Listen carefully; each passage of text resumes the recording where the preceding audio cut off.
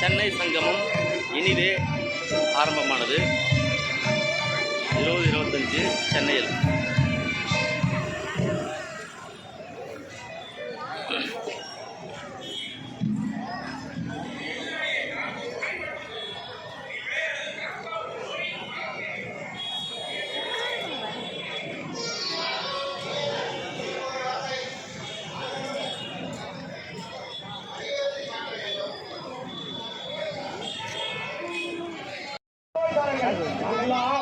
வரி வசூல் பண்ணக்கூடியவர்கள். ஆமா, எங்கே வரி வசூல் செய்து கொண்டு வருகிறீர்கள்? கொங்கு நாட்டுல தாராபுரத்தில் வரி வசூல் பண்ணிட்டு சங்கிரி கோட்டைக்கு போயிட்டு இருக்கிறோம். ஐயா, வரி வசூலிக்கும் தலைவரே. ஐயா சொல்லுங்க ஐயா. இந்த பணம் எல்லாம் மைசூருக்கு சேர்க்கிறது, அப்படித்தானே?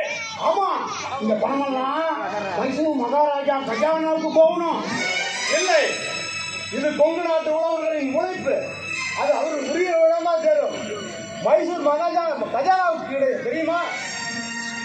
வெங்கடேயர் அவர்களே, கொங்கு நாட்டால் வேடி அல்ல ஆண்மையற்றவன் என்று எண்ணிவிடாதீர்கள். அடுத்தவர்களை அடிமைப்படுத்தவும் விடமாட்டான், அடிமையா வாழவும் மாட்டான். முடிந்தால் உங்கள் மைசூர் மகாராஜாவிடம் போய் சொல்லுங்கள், கொங்கு நாட்டில் எங்கும் ஒரு பைசா வரி வசூல் செய்யக்கூடாது என்று. வேடியும் அல்ல, அப்படி வாழ்பவரும் அல்ல, தெரியுமா? ஐயா, நாங்கள் அப்படியே சொல்றோம். புறப்படுங்கள், ஓடிவிடுங்கள்.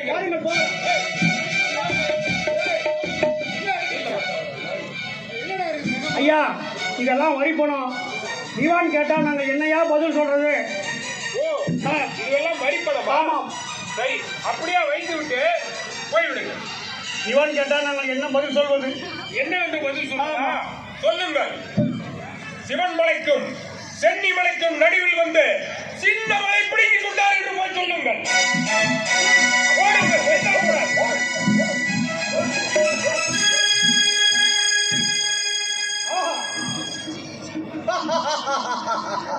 சிவன்மலைக்கும் சென்னிமலைக்கும் இடையிலே சின்னமலை.